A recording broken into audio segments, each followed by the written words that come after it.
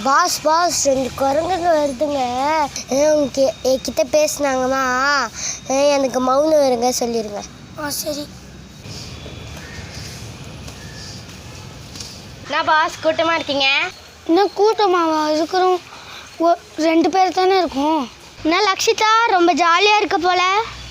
அவள் இன்னைக்கு பேச மாட்டா, அவளுக்கு மௌனம் விரதம். ஓ அப்படியா? அப்படியாவது பேச வச்சிடணும். ஆமாம் ஆமாம். லக்ஷிதா, சுப்பிரமணிய பாரதியாருக்கு ஏதோ தப்பா எழுதிட்டியாமே? அதெல்லாம் ஒன்றும் தப்பா எழுதல. பேசிட்டியே. ஐயோ சரி, நான் உங்களுக்கு ஒரு கேள்வி கேட்குறேன், அதுக்கு பதில் சொல்லணும். இங்கே ஒரு ஆறு இருக்கு, தண்ணி ஸ்பீடாக போகுது.